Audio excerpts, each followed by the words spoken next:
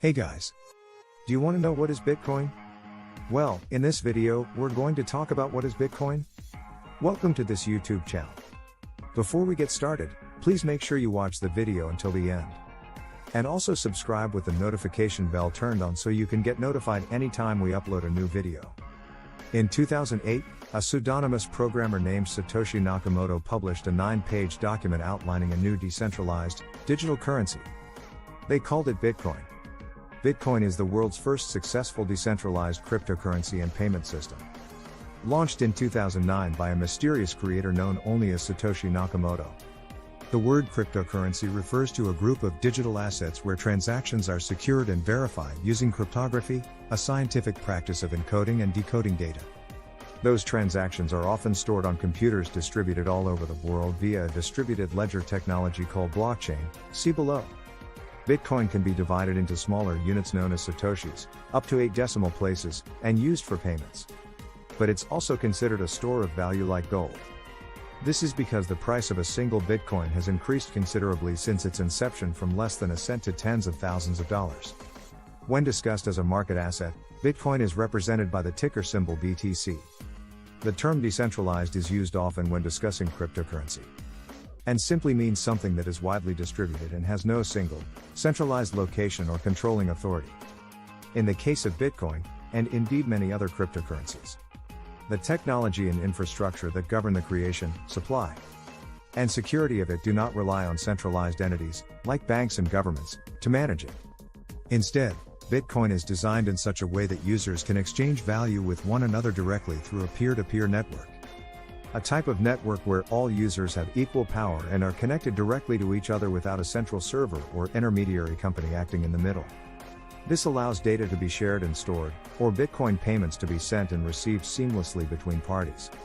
The Bitcoin network, capital B, when referring to the network and technology, lowercase b when referring to the actual currency, Bitcoin, is completely public. Meaning anyone in the world with an internet connection and a device that can connect to it can participate without restriction. It's also open source, meaning anyone can view or share the source code Bitcoin was built upon. Perhaps the easiest way to understand Bitcoin is to think of it like the internet for money. The internet is purely digital, no single person owns or controls it. It's borderless, meaning anyone with electricity and a device can connect to it, it runs 24/7. And people who use it can easily share data between one another. Now imagine if there was an internet currency where everyone who used the internet could help to secure it, issue it and pay each other directly with it without having to involve a bank. That's what Bitcoin essentially is. An alternative to fiat currency.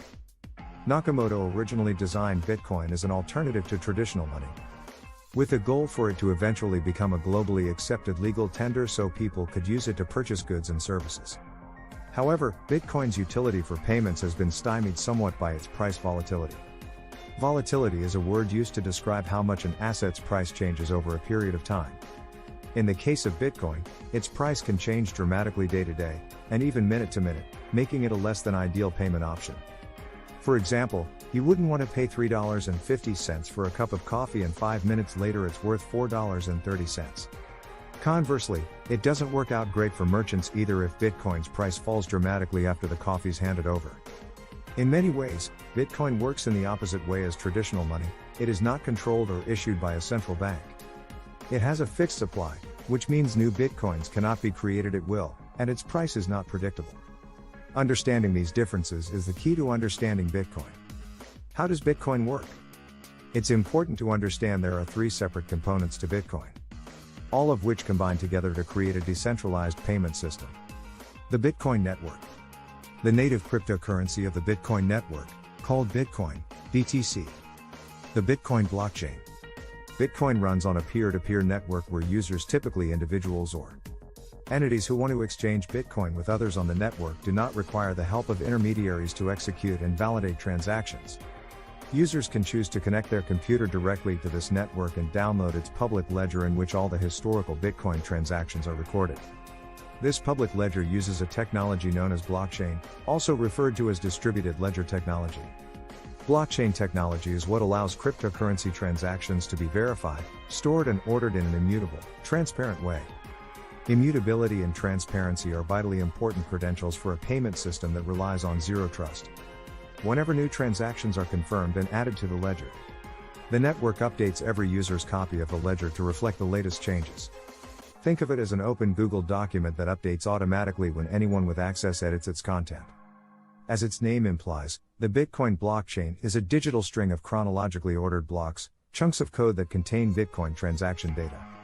However, it is important to mention that validating transactions and Bitcoin mining are separate processes.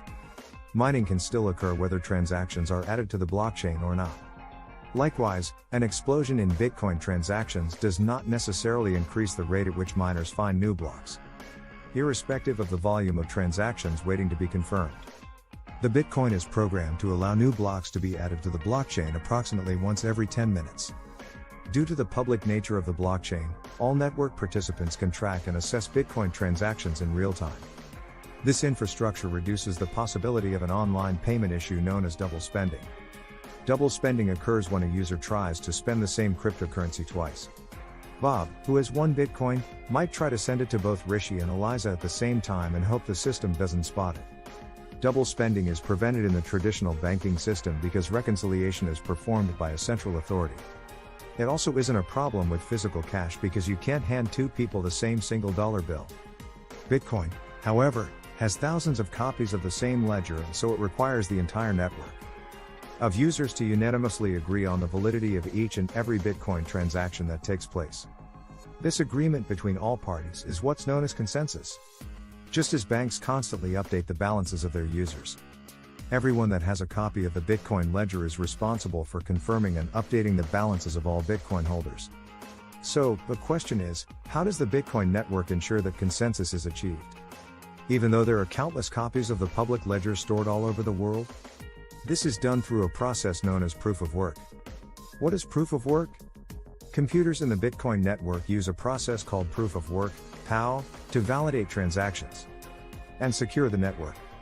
Proof of work is the Bitcoin blockchain's consensus mechanism. While proof of work was the first and is generally the most common type of consensus mechanism for cryptocurrencies that run on blockchains, there are others, most notably proof of stake, POS, which tends to consume less overall computing power and therefore less energy.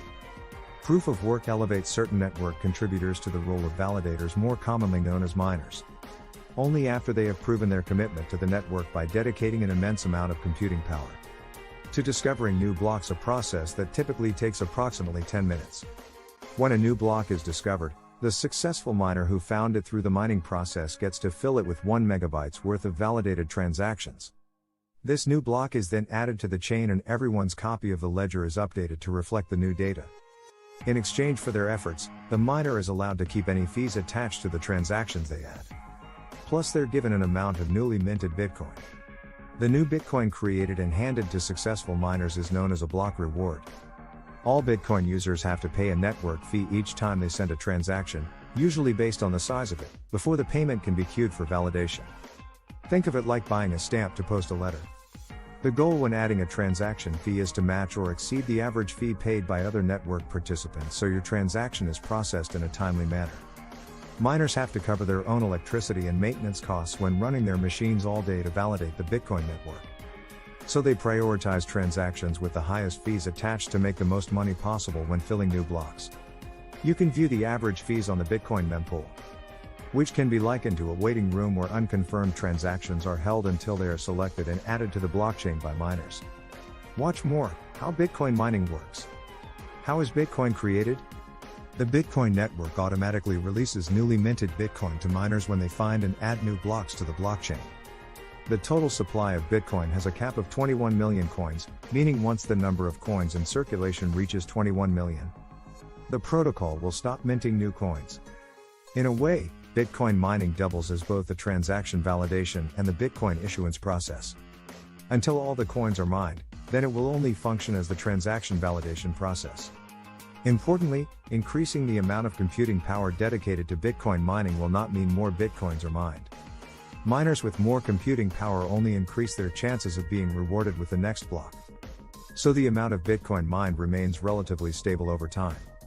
The Bitcoin network uses a coin distribution strategy known as Bitcoin halving that ensures the amount of Bitcoin distributed to miners reduces over time, by gradually decreasing the supply of new Bitcoin entering circulation.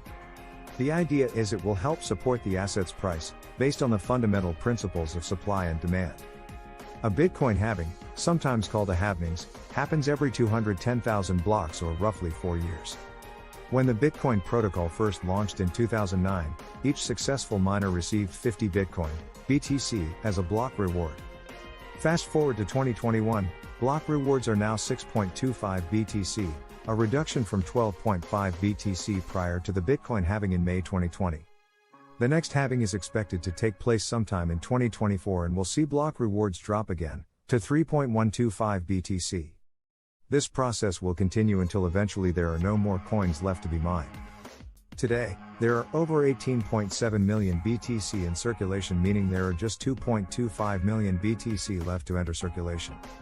However, taking into consideration the halving principle and other network factors like mining difficulty, it's estimated the last Bitcoin will be mined sometime around the year 2140. Make sure you stay watching our next related video to discover more about cryptocurrency.